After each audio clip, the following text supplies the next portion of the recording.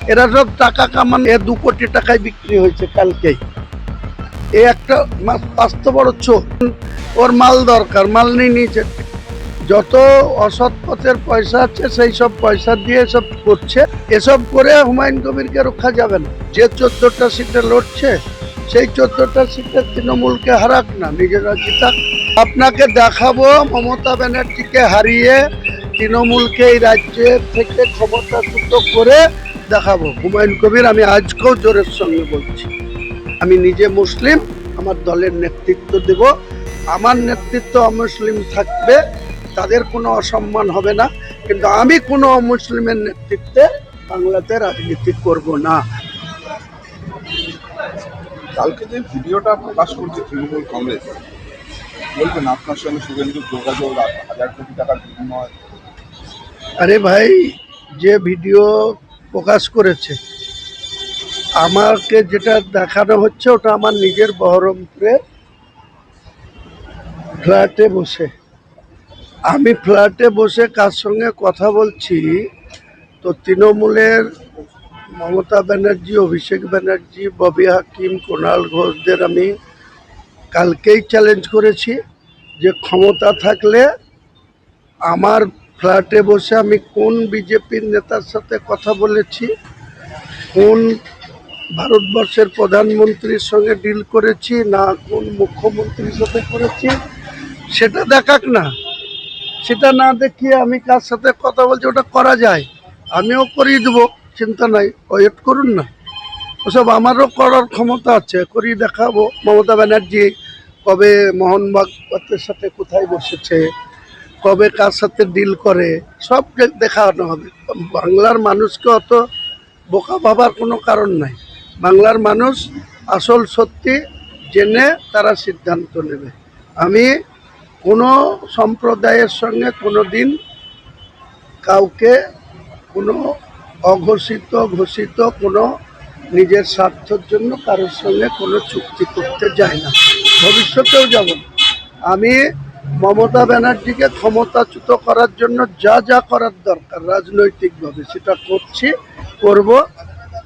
এ নিয়ে কোনো আপোষ হবে না, এ নিয়ে কোনো কম্প্রোমাইজ হবে না। ওয়াইসিপি পার্টি, নীল পার্টির সঙ্গে কি আপনাদের জোটের কোনো ছেদ হয়েছে বা? হ্যাঁ, ও তো ওয়াইসি সাহেব নাকি আজকেই এক্স হ্যান্ডেলে বলেছে যে ওনারা জোটে থাকবেন না। সে সিদ্ধান্ত নেওয়ার অধিকার ওনার আছে, কারণ আপনারা জানেন যে 30শে মার্চ থেকে 6 মানে 23শে এপ্রিল ভোটের মনোনয়ন ছিল, আর 2রা এপ্রিল থেকে 9 গতকাল ছিল। সেই যে জোট হয়েছিল, জোট মনে প্রথমে 8টা সিট, পরে 12, তারপরে আরও 2টো বেড়ে 14টা সিট তাদের ছাড়া হয়েছে। মুর্শিদাবাদে 4, মালদায় 2, উত্তর 24 পরগনায় 2, উত্তর দিনাজপুরে 2, এসব করে তাদের ভিতরে ওদের একটা প্রার্থী ইতিমধ্যেই তৃণমূলের সঙ্গে কম্প্রোমাইজ করে নিচ্ছে, করণদিঘি। এরা সব টাকা কামানোর জন্য, এই যে ইমরান সোলাঙ্কি আছে না, ওই ওয়াইসি সাহেব একটা ভালো মানুষ, ওয়াইসি সাহেব একটা দক্ষ রাজনীতিবিদ, ব্যারিস্টার মানুষ, কিন্তু এদের এই যে ইমরান সোলাঙ্কি আছে, যেটা রঘুনাথগঞ্জে যাকে আমরা ছেড়েছিলাম, প্রার্থী হয়েছে আক্রোশজনের, 2 কোটি টাকায় বিক্রি হয়েছে কালকেই। এ একটা আস্ত বড় চোর। একে ওয়াইসি সাহেব সভাপতি করে রেখেছে, আমি ওর সাথে কথাই বলি না। এই ইমরান সোলাঙ্কি, রাজ্য সভাপতি মিমের, এ কালকে ওয়াইসি সাহেবকে ভুল বুঝিয়েছে, কারণ ওর মাল দরকার, মাল নিয়ে নিয়েছে। তৃণমূল তো এখন জানতন প্রকারে আমাদের মধ্যে যারা প্রার্থী হয়েছে, আমাদেরও বাঁকুড়ার ওন্দার পার্ট থেকে টাকা দিয়ে কিনেছে, আরো 2-4 জায়গায় চেষ্টা করছে, এই অফার দিচ্ছে। এসব করে হুমায়ুন কবিরকে রক্ষা যাবে না। যত অসৎ পথের পয়সা আছে সেই সব পয়সা দিয়ে সব করছে। আর ওয়াইসি সাহেব ব্যারিস্টার মানুষ, ভালো মানুষ, একটা পার্লামেন্টের মেম্বার, এবং তিনি দলের একটা সর্বোচ্চ নেতৃত্ব দিচ্ছে, কিন্তু এই রাজ্যে যাকে দিয়ে চালাচ্ছে, মুর্শিদাবাদ জেলায় আসাদুল বলে একজন মিমের সভাপতি আছে, সে কলকাতায় থাকে, প্রতিদিন আইপ্যাকের পয়সাতে সে ফোটানি করে বেড়ায়, আর তার কথা শুনে আবার ইমরান সোলাঙ্কি চলে। আমি বলছি প্রমাণ করে দেবো যে ইমরান সোলাঙ্কি ওয়াইসি সাহেবকে ভুল বুঝিয়ে যে তৃণমূলের হাতে তামাক খেয়ে দেখেন গা এদের কত শক্তি।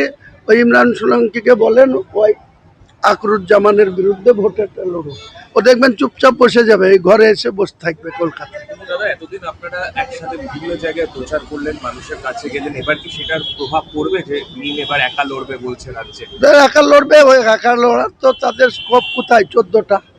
14টার বেশি সিটে তো লড়তে পারবে না। কারণ আপনারা জানেন যে 30শে মার্চ থেকে 6 152টা সিটের, যেটা 23শে এপ্রিল ভোট, সেটার ডেট চলে গেছে। আর 2 থেকে 9, গতকাল 9 3টে বাজে, তার মধ্যে চলে গেছে টাইম। আমি হুমায়ুন কবিরও ইচ্ছা করলে আর ওই সব জায়গায় মনোনয়ন দাখিল করতে পারবো না, আর ওয়াইসি সাহেবরাও ইচ্ছা করলে পারবে না। যে কোনো রাজনৈতিক দলের যেখানে যেখানে মনোনয়ন সাবমিট হয়েছে, তাহলে আজকে ওয়াইসি সাহেব যে 14টা সিটে লড়ছে, সেই 14টা সিটে তৃণমূলকে হারাক না, নিজেরা জিতাক। আমার শুভেচ্ছা থাকলো, আমার সাপোর্ট থাকলো, আমার অভিনন্দন থাকলো। লড়াইয়ে কোথাও কি আপনারা একটু দুর্বল? আমি কোনো দুর্বল হই, আপনাকে দেখাবো মমতা ব্যানার্জিকে হারিয়ে তৃণমূলকে এই রাজ্যের থেকে ক্ষমতাচ্যুত করে দেখাবো। হুমায়ুন কবির, আমি আজকেও জোরের সঙ্গে বলছি, আমি সংখ্যাটা মেজরিটি পাওয়ার জায়গার মতো সংখ্যায় প্রতিদ্বন্দ্বিতা করছি। আমি আইএসএফ এর মতো 34টা সিটে প্রতিদ্বন্দ্বিতা করছি না, কিন্তু আমার 184টা মনোনয়ন দেওয়া হয়েছে। তার ভিতরে আমার মালতীপুরে রহিম বক্সি মালতীপুরের এক্সিস্টিং এমএলএ, তৃণমূলের জেলা সভাপতি, আর আমার দলের সভাপতি ইউনুস হাজি, যে ইংলিশ বাজারের ক্যান্ডিডেট, তার সঙ্গে সেটিং করে আমার একটা প্রার্থীর পদ রিজেক্ট করেছে মালতীপুরে, আবু মিন্নাত, সেটা মেনে নিয়েছি, ঠিক আছে, এটা করছে।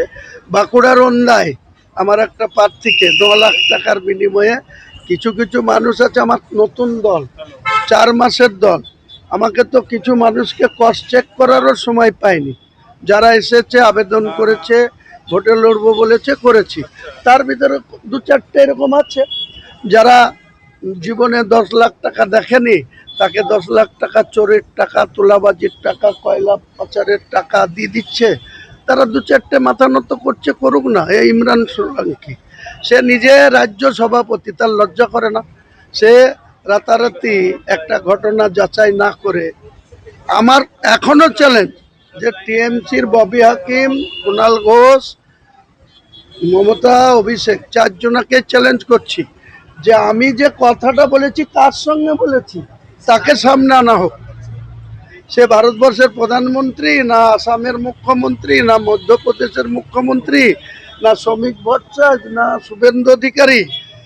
চ্যালেঞ্জ করছি, সামনে আনা হোক। হুমায়ুন কবির অর্থের জন্য কারো কাছে মাথা নত করে না, আর হুমায়ুন কবিরের জাতিসত্ত্ব। আমি 2024 সালের 12ই ডিসেম্বর বিধানসভার বাইরে দাঁড়িয়ে আপনাদের সমস্ত চ্যানেলকে বলেছিলাম, আগে আমার জাতি, তারপরে আমার পার্টি, বলেছিলাম কিনা? আজও হুমায়ুন কবির বলছে, হুমায়ুন কবিরের কাছে আগে মুসলিমের জাতিসত্তা, তারপরে কোনো পার্টি। আজকে আমজনতা পার্টি ডাইরেক্ট চেয়ারম্যান, আমি কোনো অমুসলিমের নেতৃত্বে পশ্চিমবাংলায় রাজনীতি করব না। আমি নিজে মুসলিম, আমার দলের নেতৃত্ব দেব, আমার নেতৃত্ব অমুসলিম থাকবে, তাদের কোনো অসম্মান হবে না, কিন্তু আমি কোনো অমুসলিমের নেতৃত্বে বাংলাতে রাজনীতি করব না। আমাদেরকে 80 বছর ধরে শুধু ইউজ অ্যান্ড থ্রো করা হয়েছে। কংগ্রেস 30 বছর করেছে, 34 বছর বামফ্রন্ট করেছে, 15 বছর মমতা করেছে। তাদের জবাব দেওয়ার জন্য আমি দল খুলেছি।